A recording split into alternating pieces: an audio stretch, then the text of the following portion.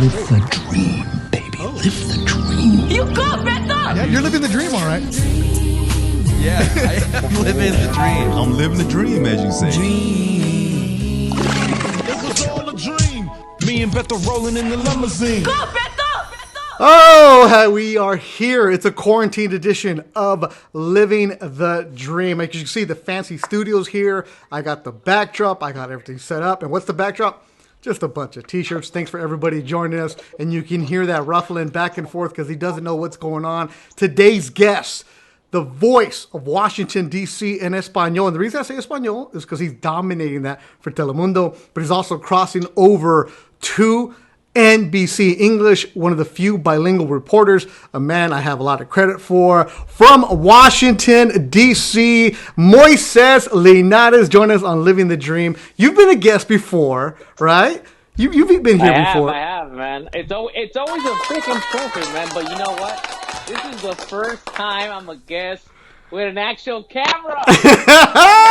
I'm stepping up. Look, I even got sound effects, man. I got sound effects. You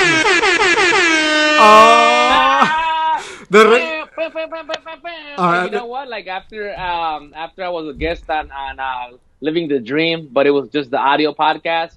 A lot of people who listened to you started following me, but they didn't know how I looked. So they were like, "Oh, you're the guy who Beto interviewed. You're on his podcast." And I was like, "Hey, that's me." It's crazy because it just talks about the evolution of what podcasting has become. It really has. Look, I got sound effects, and you're the first guest that I have on the video side. I have no idea what I'm really doing. Now you can't see this, but when you go back and watch right now, I'm on a two-shot. It's me and you on the screen. You're just looking at it. We're doing this via Skype. I want to check up with you because only would you be a guinea pig because you're a single guy in D.C. and you got nothing else to do because you're quarantined. Pretty much. True story. Yeah. True story. But you are a reporter who has been affected by this coronavirus in more ways than one. Obviously, all of us have to be quarantined, but yet you're still doing the news, but you're doing it from your apartment for Telemundo and Channel 4. You're looking at my studio, man. You see this? Like it seems like there's a lot going on, but it's really a small space. You know what? I have a bunch of jerseys that I've collected over the years, like you.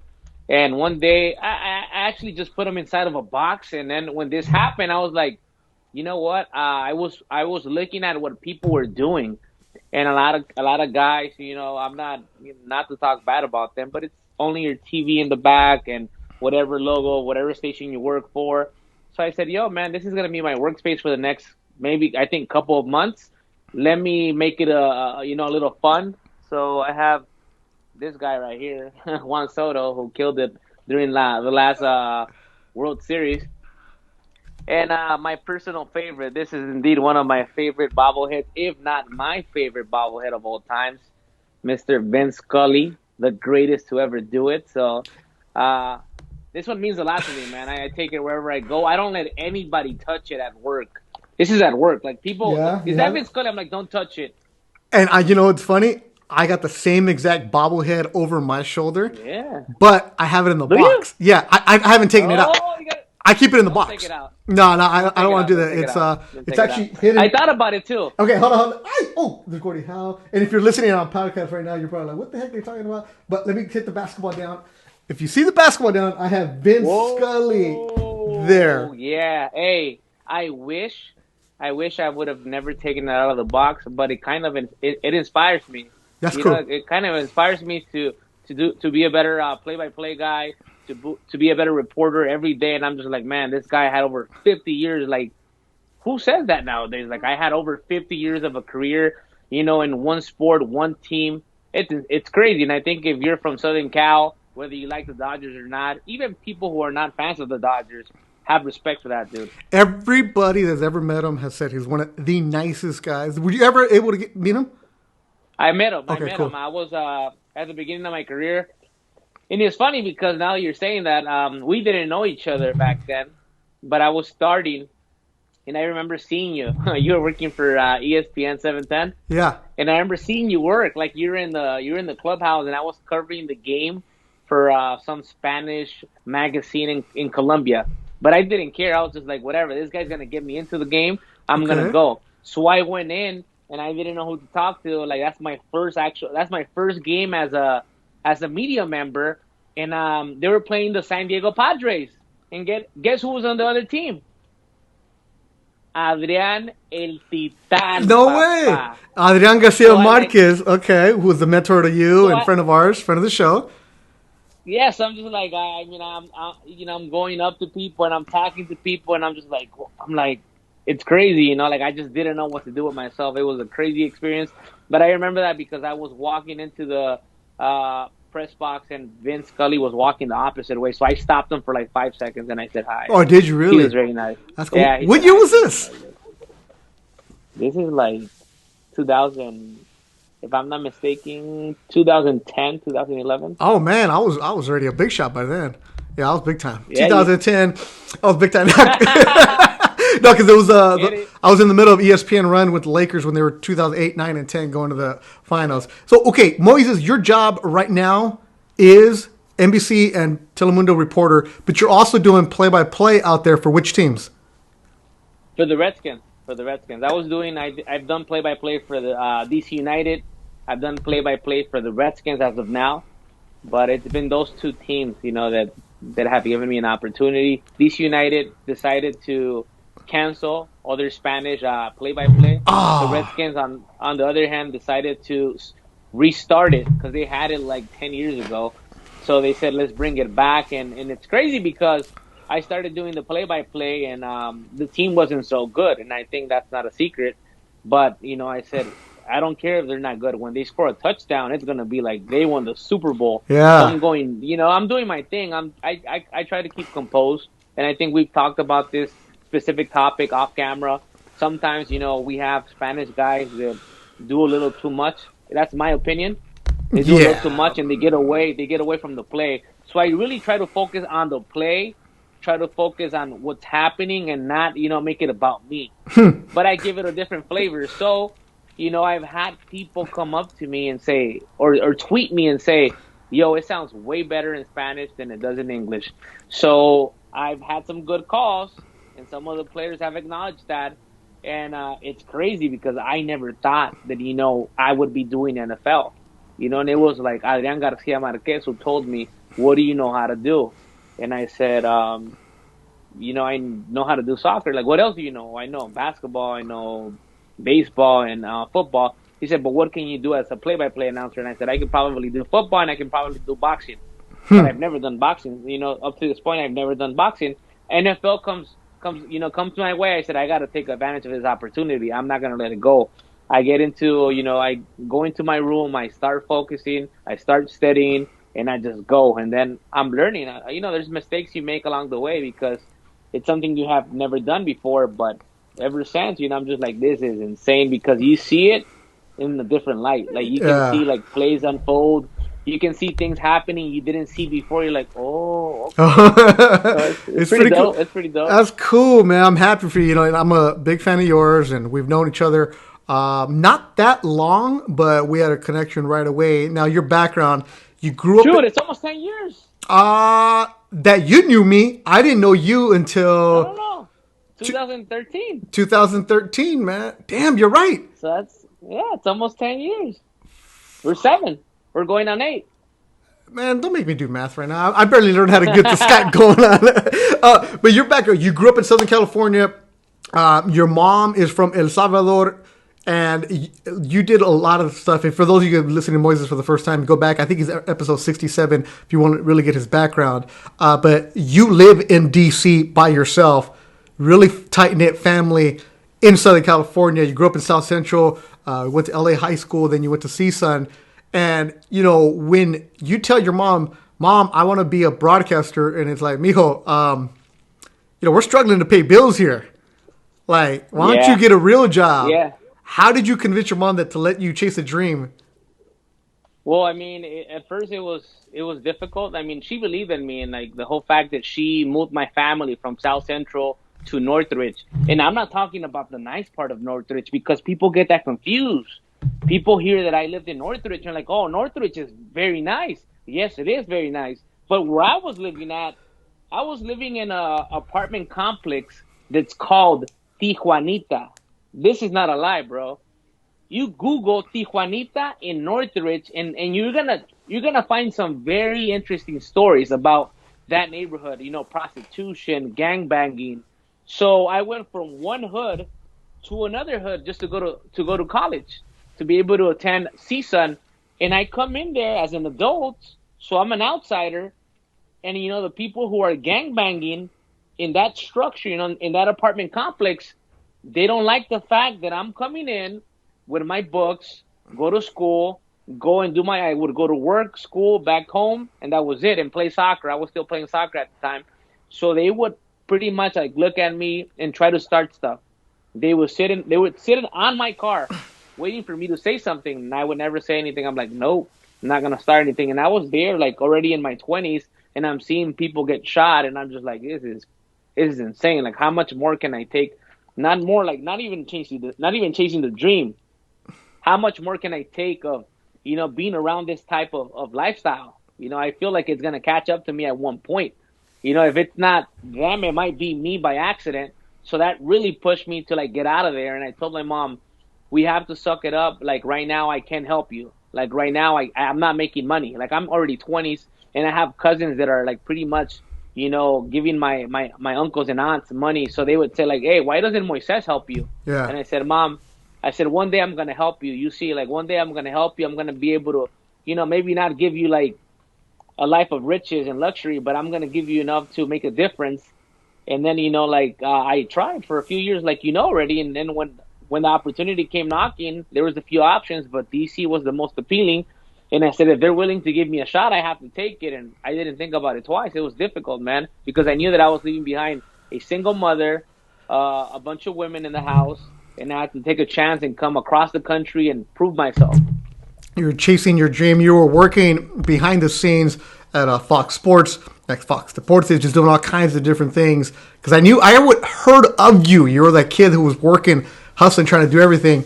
And we all run across those young kids. And I get salty with some of these young guys where they pura blah blah blah blah. But then what are they really doing? And when I did hear about you, Adrian had told me, hey, there's a kid who's hustling notes and stuff like that. I'm like, cool. But then I heard that you took a job in DC, and before you got that job on the air, you were working overnight. You were doing a bunch of production stuff. How many jobs did you get rejected from on TV? Man, over 100, dude. Over 100. It was incredible. I was just like, man, what is it gonna take? Like, that was one of the conversations I would have with my mom, like the heart-to-heart conversations with her were about that. And I'm just like, I feel like, you know what? Maybe I'm not cut up for this job. Maybe I'm not good enough. Yeah. Maybe I should do something else, because a lot of the guys who were giving me feedback who were on TV would tell me, you're a nice kid, but you don't have it. But I guess like their perception of me was different. For them, it was like, you don't have like that look. Like, you're not blonde. You're not blue eyes. Your voice is not deep. So I said, you know what? I'm going to let my hustle carry me. Yeah. Wait, hold on. Before that, were you trying to get English jobs or Spanish jobs? Both. Whatever came first. I didn't care. Okay. I mean, I applied to Waco, Texas. If Waco, Texas is rejecting you, man, and all these small markets where nobody goes are rejecting you, then, that kind of told you something. Like, it kind of like shook me, and I thought, I'm questioning myself, and I'm thinking, what do I do? You're a kid you're a kid with a degree, right? Who went to college, and you're trying to get jobs. Yeah, you're working in the industry, but not what you want to do. You're trying to get jobs. So how did you continue to believe in yourself? Because I went through it. We've all gone through it. We all get to that point where it's like, all right, I tried everything, but damn, like, all right, this isn't what I want to do. Like, okay, at one point do you say, especially coming from the immigrant background, like, look, Mom, I try to chase my dream. All right, I'm going to go teach. I'm going to go do this. I'm going to go do that. Because I knew it was, we never talked about it, but I know that was there for you, right? You were close to giving up. Yeah. Because we all have been. Yeah, I mean, there was other jobs on the table, including real estate, where my buddies were killing it. And they're like, hey, you want to make money, man? Man! Make some money. They're like, make some money. You're a people person. You can do the mortgage loans over here. Yeah, I'm like, hey, you can make it easy, man. Like, Yeah. why are you doing that? And I'm just like, because I need to get a taste of it. Yeah. I need to make sure that I'm in, and then I say, you know what, it wasn't for me. Like I tried it, Yeah. it didn't work out. But before that, before I actually threw in the towel, it was Jemai Webster, who I went to school with, who you know as Yeah. well. He's at Jemai, Nesson in Boston. Yeah. yeah, he's in Boston. So Jemai, started pushing me like Adrian, but I went more for feedback of like, look, this is what's on the table. What do you think? Mm-hmm. With Jemai Webster, it was like, look, man, I've tried it all. I'm getting rejected. He even gave me leads, and those people rejected me too. And he was recommending me, so I'm just like, look, dude, it's not gonna work out. So he told me, look, hey, Moises, don't give up, man. He goes like, all you need is one door, one door. All you need is one person to believe in you, and that's it. And then it's up to you. Then you're gonna have to prove it to yourself and to everybody else. But just he's like, don't quit now, man. Just like you're almost there. Just wait for that one door. Lo and behold, kept knocking, knocking, knocking. I said, I'm going to apply here. It doesn't matter. I don't lose anything by applying. By that point, I think my count was at 90-something rejections. And then I said, whatever, I'll send one more. So this guy hits me up. Hey, we like you, blah, blah, blah. And I said, sure, I'll go. I said, I'm interested. And then he said, well, I'm going to consider you because I have a few other options. And that's when I told him, look, man, I don't have time to be considered. Either if you have somebody else, then you should go with that person because I kind of have something already set up for myself and I'm not going to gamble it. So when I said that, for some reason, he said, no, give me a couple days and I'll see what I can do. So he came back a couple days later and he goes, all right, we want to keep you. How much money do you want to make? And then I was like, You're gonna pay? I'm like, yeah, I'm like, wait, it gets worse. It gets worse. He goes, how much money you want to make? And I'm like, and Adriana had already coached me for this. And I choked. I said, I won $40,000. Hired. Come work, buddy. Let's go. So I came to work to Washington, D.C. for $40K. And then I realized how expensive this city is. Like the lowest salary for Washington, D.C. for a professional was around $70,000. So then after the first couple of months, I am struggling to pay my rent. I'm struggling to pay my car bill. I'm struggling to pay my medical bills. It got to the point where I had to I didn't have insurance. I couldn't afford it. I couldn't afford new clothes. So I was shopping at Burlington Coat Factory, whatever specials I can get, Ross, TJ Maxx, and that's how I was, getting my suits, getting my ties, and I did that for about 4 or 5 years. I'm still here. I'm still here.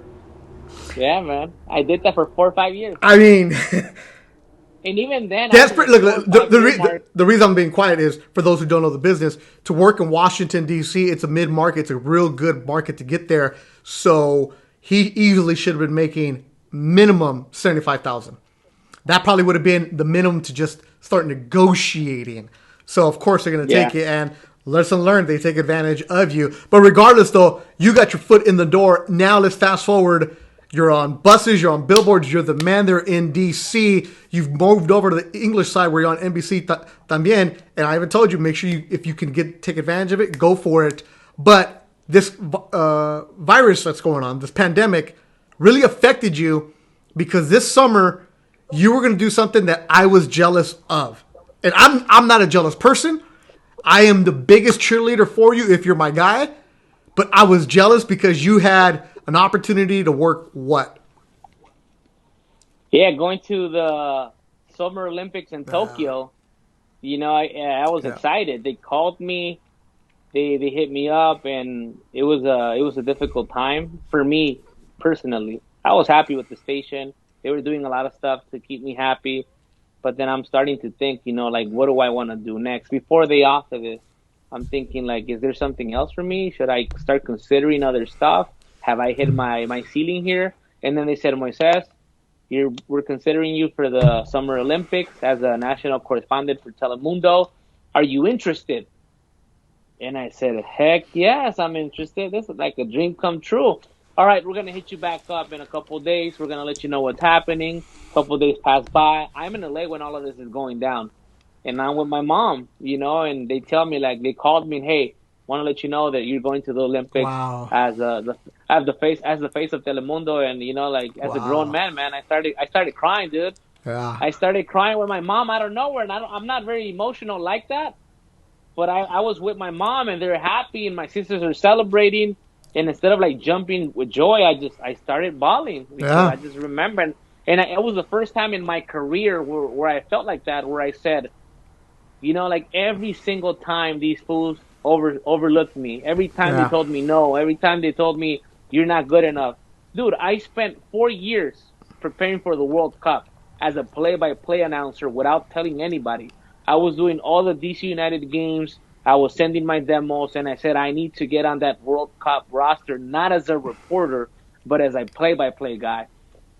And it didn't happen. I wasn't even on the radar, so that broke me down. And I got in, I got in my feelings, and I'm just like, somebody said, you know what, shake it off, keep going. That wasn't for you.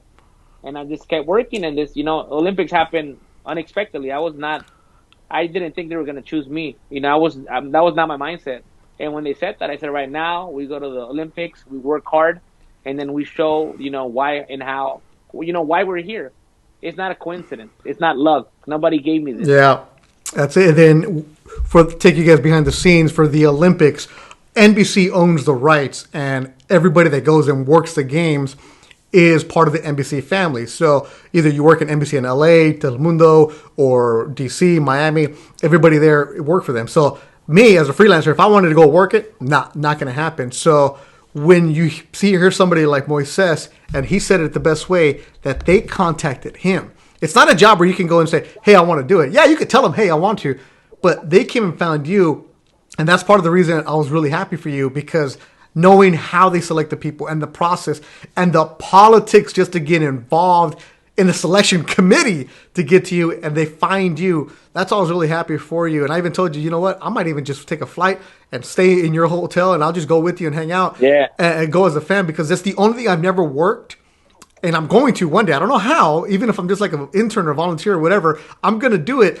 But when this happened for you, not that you need anybody's validation, because you and I'm somebody that checks in with you all the time. I text you all the time. And when you were down, I've been the one to tell you, like, you know what, suck it up. You've complained about things, and I'm like, ¿qué te importa? Like, worry about yourself. New York City. Yeah, New York exactly. City. We all get into our own New York feelings. City. We all get in our own feelings. And I think part of me getting older is part of understanding how screwed up this business can be, but can also be really, really good. At the same time, it's really easy, Moises, for you to say, yeah, I'm doing it, puff the chest out, but you don't do that. You don't look back at the people who were talking bad about you, the people who stabbed you in the back, the people who were undercutting you. Yet, those are the people who are probably the first one to tell, oh, Moises, I always knew you could do it. How do you stay above it? Because I can be petty. I don't let you be petty. Let me be petty for you. But how do you stay? I've shaken it off. I've taken a different approach. I think I'm at an age where I see life differently. Things mean different stuff. I'm not here to prove anything to anybody anymore. I'm just here to lead a new way, pave a new way for the kids who are coming behind me, and for my family, and for my nieces and nephews, which is crazy because I remember when I was the nephew, and I would look up to an uncle, and that uncle was probably not the best example.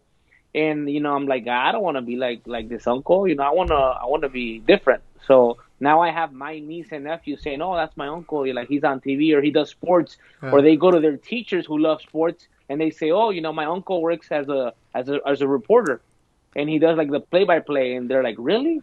So it's crazy because we're changing the way they see life and the way they see, what they can become, and we don't have enough of that. When you come from South Central, it doesn't exist, man. Like that's the reality. I remember I can count with my hands the motivational speakers that came to my school between middle school and high school, and it's less than 5. And that's insane. Yeah. And maybe out of those 5, I can remember what 2 of them said. Everybody stay in school, do your homework, say no to drugs. So now I've really taken it as a personal goal to make an impact in some of these kids' lives. Maybe I'm not going to impact 100, 200. Maybe I am. But the thing is, if I can impact 2 or 3, is going to mean something to me now, you know. And I have people writing to me and saying, hey, that's crazy what you're doing. I can't believe, or what I hear more of now is like, oh man, your dream it's so great.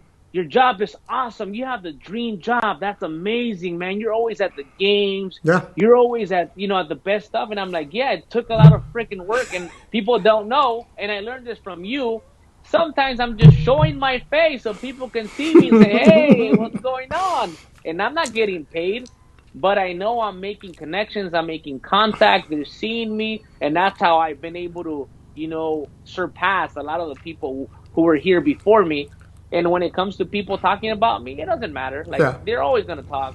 And every time, the bigger that I get, the more that I grow in this business, the more I hear it. Yeah. I didn't hear anything from anybody 3 years ago, 4 years ago. All of a sudden, everybody's like, oh, yeah, he's whatever. Oh, he thinks he's all that. And I'm just like, one, I don't care what people who don't know me think. And two, the people who really know me know how I am. Well, I'm the one telling everybody that he thinks he's all that. So, I don't know. Ya está bien creído el muchacho. He has billboards.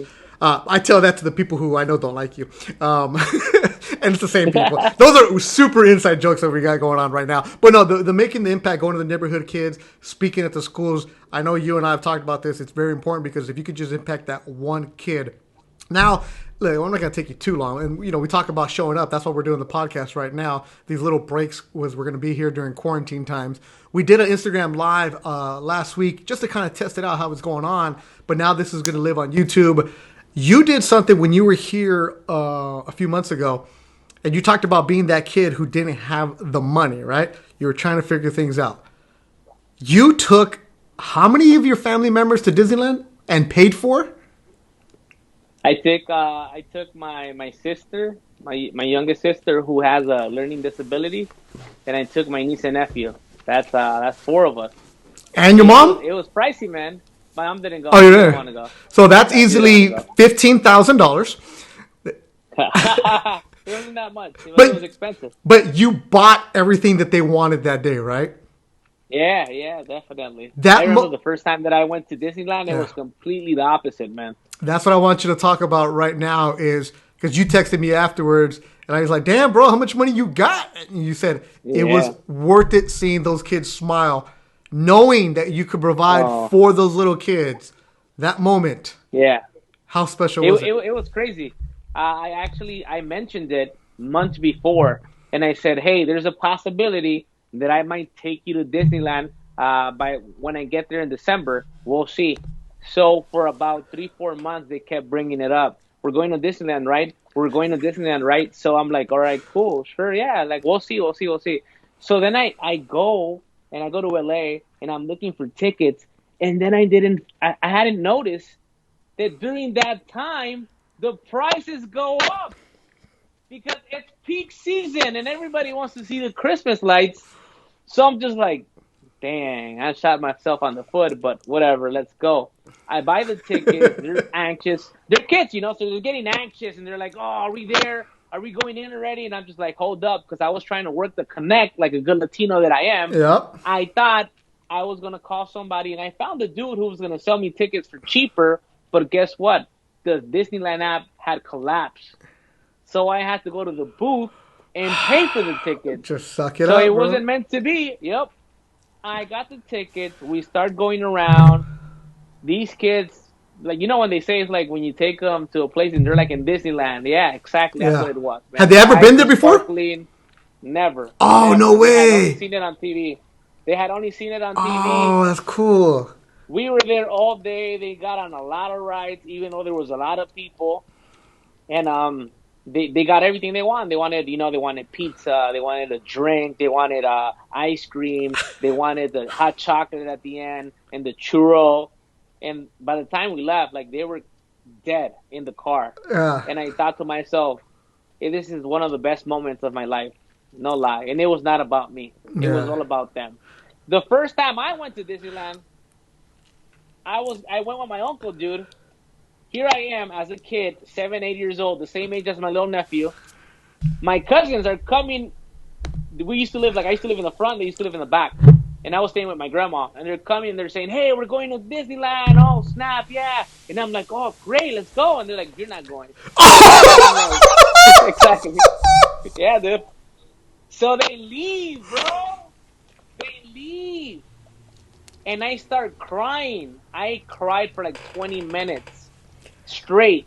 And my grandma would tell me, "It's gonna be okay, mijo, no llores, todo bien, ya va a pasar." And I cried. So then guess what? They come back, bro, and they pick me up. Oh. And they say, "We're gonna take you to Disneyland." And I got happy. I got my stuff ready. I get in. My uncle had the Volvo van. Okay. Remember that? Yeah, yeah, yeah. Bro, we get to Disneyland. And they say, "All right, come over here."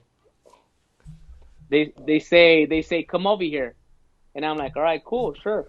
They say, "You see that gate at the end? You know the little entrances? Yeah. The one at the far end. You're gonna go under it and you're gonna run to the other side." I'm a kid. I don't care, bro. So they're like, "You and your cousin, my cousin, and I are gonna go. We go. We go underneath it, and I run and I make it. I got in for free." Yeah. So then here comes my cousin. He goes underneath it, and as soon as he goes under, he starts yelling, "I made it! I made it!" No! Here comes security. They grab him, and they're like, "Whose kid is this?" And then my uncle's like, "Oh, I'm sorry. He just ran under. I don't know what he was doing." So they had to pay for his entrance, but I got in for free. And that's the first time that I went to Disneyland. And that's exactly how your career is going. You're getting in and you just keep on going. Get out of my Yeah, way. exactly. Oh, Yeah, man. And you will never work for ESPN or Disney because of that story. We'll delete it. Don't worry. Don't worry. Now, I was underage. yeah, exactly. Hold on. Statute of Hold on, limitations. let me Go ahead, man. I'm gonna do a little promo right now. Beto Duran, Moises Linares, we're talking stories right now. If you guys want to have opportunity, go check out different stuff. The Let's Go Ricky Roll podcast is also available on YouTube. Let me know what you think. Twitter, Duran Sports. Instagram is Beto Vision. Tonight, drink a little vino, but also we're gonna be doing different shows every single day, 11 o'clock. Just follow my social media. I'm doing a game show called Person, Place, or Thing. You get two people, athletes, broadcasters, celebrities, and we play person, place, or thing against each other. It's live. It's a person, place, or thing Facebook page. Also, we have it on YouTube, and you can play along with us. It's for quarantine. You can pass the time with you. So if you're working from home or you're schooling the kids or you just see something on the background, I'm the host of it. We've had a couple players on. We get people involved with it. Person, Place, or Thing is the live show, 11 o'clock Pacific time. I think we'll get Moises involved on the broadcast on Person, Place, or Thing. And it's pretty fun, just trying to create different content, just like this podcast right here. We're going to have the Let's Go Ricky Roll podcast every Tuesday. And now that we figured out the video, I'm going to go and find out Ricky's buddies. We're going to text them, see what's going on. And this program that you're watching right now, this program called Ecamm. I've taught myself how to do it. And when you're watching this back, Moises, you're going to be like, "Damn, Beto's cutting back and forth. It looks like a TV show." I'm stuck with the graphics, but I'm going to get there. Basic stuff. We'll learn how to Skype, learn how to do all kinds of other stuff as we continue to go. And eventually, these podcasts that we're doing will be live on Facebook and on YouTube. I did create a Facebook page. I hated Facebook for the longest. I didn't want to be involved with it, didn't anything. But then to do the show, needed it. So there's a Beto Duran fan page out there. Type in Beto Duran. I don't know how it works yet. I posted like 5 things. I'll get there. I know I'm older. I should know how to do Facebook, but I don't. But that's just so we can create the fan page. All right, Moises, before we let you go, there was something that you did that was pretty cool because your relationship that you have with your mom, mentioned she's from El Salvador. You're one of the few El Salvadorian broadcasters out there. But your mom is a hustler. La Doña is out there selling food. And you recorded her, right? And you're going to make a little, not documentary, but like a little short about her? Yeah, I'm working on a story. And it's crazy because right now that there's no people selling out in the streets. Everybody's home. It was like the timing wasn't right. So I'm working on it. And I was actually editing that piece this past weekend, just trying to figure it out and see where I want to take it. And it's pretty much all her. Like, I'm not in the story. I'm not narrating the story. It's just her telling her, talking about her experience about coming to the U.S. from El Salvador and, like hundreds of thousands of immigrants crossing 3 countries because she traveled from El Salvador to Guatemala to Mexico and then to LA, and then my mom crossed the border, like thousands of people do illegally with a dream of trying to create a better life for herself and for her kids. And if it wasn't for that, I would have never been here. I would have never been born in the U.S. I could have probably been born in El Salvador, and it would have been a different life. And now she's it's crazy because she's 58, and it's like in the past few years she woke up. She woke up and she has that thing where she wants to make it happen for herself. And I don't think it's ever late for anybody. As long as you're breathing, you have an opportunity to make your dreams a reality. And she's going hard, and I'm helping her out. And the thing was, like, she wants to be in the street, and I said, you don't have to do it in the street. And she's like, I want to. Like, I like people. I want to be out there. I want to talk to people. And she's out there, dude. And unfortunately, because of what's going on, she started selling from home. We set her up nicely, like gloves, hand sanitizers, everything clean, tables, to-go boxes, right? She's not handing you like normal. She's putting it in a box, like if you were in a restaurant, and people are taking notice. So I actually came up with a name for her business. Okay. What is it? Promote it. Firulais Kitchen. Say it again? Firulais Kitchen. How do you spell that? El perro Firulais? Man, I have no clue about that. Well, you've seen it. Firulais. If you like the Spanish speaking, like Mexicans and Salvadorans. Yeah. Stuff, those guys will know. The Latino lights, no. So la cocina de Firulais. Yeah, follow Moises on social media, Linares DC, and he'll. I mean, let me put the double screen here. What's it called? It's La Cocina de Firulais. See, Firulais, as a Latino light, I don't know what you're talking about right now, and I'm going to own that. Firulais is the neighborhood dog. The dog that's just wandering around, just hanging around everywhere. That's Firulais in most Latin American countries. Hey, man, before I end, I got to tell you something that... What, you got to go or what? Man, no, I don't got to go. You said before I let you go, so I thought like this was about to kick me out before I say my story. Hey, man, all right, well, you know what? Say a story then. Tell me a story. Yo, like this is serious though. Oh, serious? All right. This is serious. What you got? Yeah, this is deep. I wasn't gonna share it because I've been actually, battling. I've been fighting myself to talk about it like the past few days because it just kind of hit me from left field, and I know there's a lot of people out there who are not taking this seriously. The fact that we're quarantined, the fact that we're going through a tough period, in humanity. Like I've never seen this before. None of us have ever seen anything like this. And this past weekend I found out that a few of my family members are infected with COVID-19, dude. And it just kind of broke me because here I am, like I work in news, and I see it every day, and I read the stories, and I see the Italy news and everything that happened in Europe. And when the Olympics, got postponed, I was following that. Before anybody even knew about coronavirus, I was following that because I was always keeping track of what's happening in Asia. And as soon as it got out of China and there was a few cases in Japan, I figured it's only a matter of time. Common sense. You can't contain that unless you lock the country down. So it comes to the U.S., and then you see people getting infected, and you start hearing the cases. Oh, Washington State has so many people who have died. And then you're like, okay, you're kind of getting scared because you're thinking it's close to home. And then, weeks and weeks after, you come to find out that, I was like, your aunt's hospitalized. So I found out that my aunt was in the hospital with pneumonia because of COVID-19. And then my uncle was really bad at home, quarantine, same thing, COVID-19. And then my cousin, who's my same age, bro, is he's hospitalized right now in a medically induced coma, and it breaks me because there's nothing you can do. It's out of your control. Like, it's not in your hands. But the thing is, if I'm not saying I can't blame them or say this is the reason why you got it, because necessity makes you do things that you have no control of. My uncle got it because he was working with somebody who was infected, and we don't know what's gonna happen. So man, everybody who's out there, I mean, whether you listen to this now or after, it's the thing that I'm trying to say is, you gotta care for your life because your life is not guaranteed. Like we're all here on borrowed time, and when you don't take it serious, like eventually it catches up to you.